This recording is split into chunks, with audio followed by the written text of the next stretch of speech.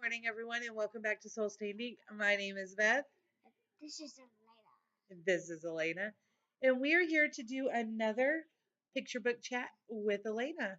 We've got a stack of library books that we have read in the last week or so, and we wanted to talk to you about them. So, what's the first one, kiddo? Show it to them. Mommy cat. Mommy Cat.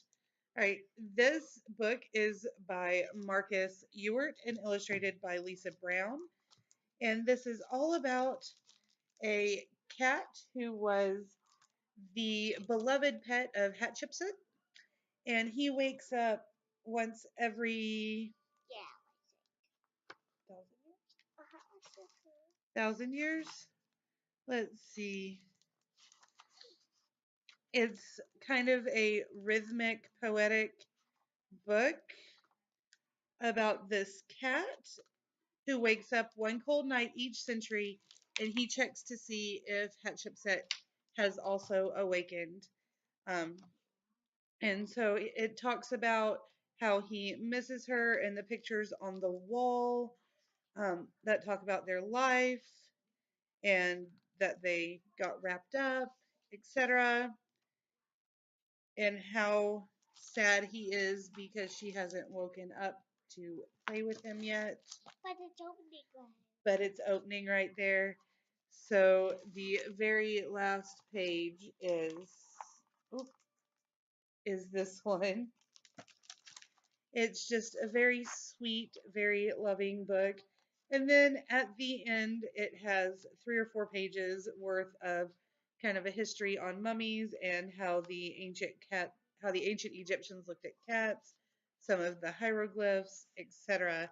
It's very cute, very well written, and we give it 100. 100 stars or 5 stars. 100. Whatever. All right, next we have,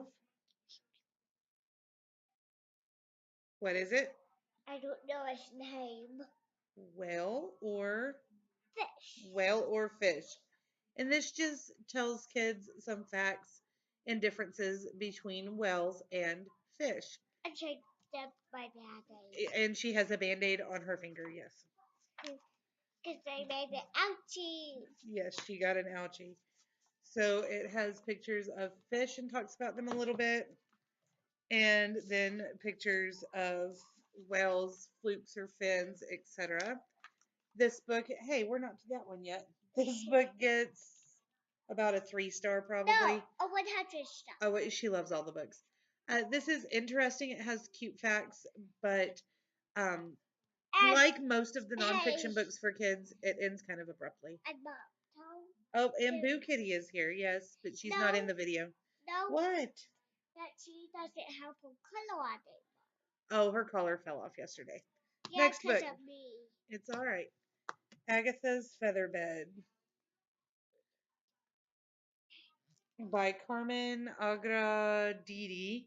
Pictures by Laura L. Seeley. This is a very cute kind of folktale, fairy tale-esque book about a woman who owns a yarn shop, and some geese come to visit her, and they're naked because she bought a new feather bed, and they were plucked. Whoop! They were plucked for their feathers, so they want their feathers back. And it's just a super cute story about friendship and 100. how everything comes from something. 100. And it gets 100 stars. Next, we have What Happened to Patrick's Dinosaurs by Carol Carrick. Pictures by Donald Carrick. This is another super cute book. It's about this little boy, Patrick, who's telling his brother exactly what he thinks happened to the dinosaurs. He doesn't think that they died. He thinks that they were in charge and then they got tired of humans and went to space, basically. Right? It's 100 And then we have the Bugs book.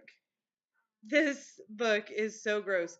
It is by David T. Greenberg and illustrated by Lynn Munsinger. And let me just read you a section from this book because, bugs with pincers, claws, and hair. Bugs much fiercer than a bear. Buggies in your underwear, tearing at you. Bugs! Oh, in your clothes they're restin', in your nose they're nestin'. There isn't any question, they're infestin' your intestine. Yeah. Loathe or adore bugs. There's no way to ignore bugs, so even if you hate them, why not investigate them? And the entire thing is written like that. And it just talks about these little gross facts about bugs. Um, so what? Yes, that's Grandpa's teeth. But what do you think about the Bugs book? 100. Like 3.5. 100. All right, and this is. Grandpa's teeth. And what happens to Grandpa's teeth? They basically disappeared. They mysteriously disappeared. Yeah. That's right. Into his dog's mouth. Yes, in the end, we find out the dog has it. But Grandpa's teeth get stolen, and they're like super special, made in Sweden or something teeth, and they're really expensive. So it talks about this paranoia that the entire town has to go around smiling, or people will think that they've stolen Grandpa's teeth. Just all sorts of crazy things happen. But in the end, we find out that his dog does, in fact, have those teeth in his mouth. And Grandpa gets a new set of really nice teeth. So it's all good. And this one gets 100. 100. It was really a cute 4.5 to 5 star picture book. And all of these have kind of um, more words per page than picture books. The lower level picture books, these are kind of upper level picture books. Where did you go? I tried to go get the chow. Just sit on mommy's lap. This is the last one. And this is Otto the Book Bear by Katie Clemenson. I'll just do this. All right. And this is about little old Otto, who is. Stop. He's a bookstore. He comes out of a book. He lives in a house with kids. He comes out of the book and checks around. But then one day he's out of the book running around and whoop, At the end. and he winds up getting left. He But- likes to practice his writing and read his favorite stories. But he finds new friends. He does find new friends. At the end. He sets off on this new adventure because he gets left in an empty house because they move. He goes running through town, and then he finds, what does he find? A friend. He finds a friend, but first he finds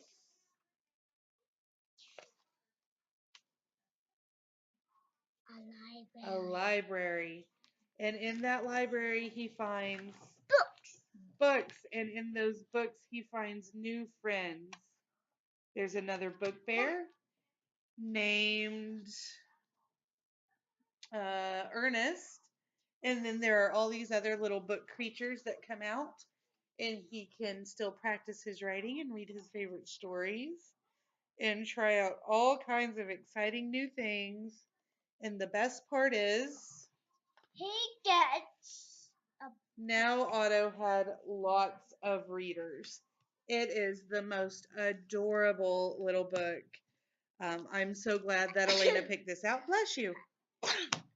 I absolutely loved this. Goodness gracious.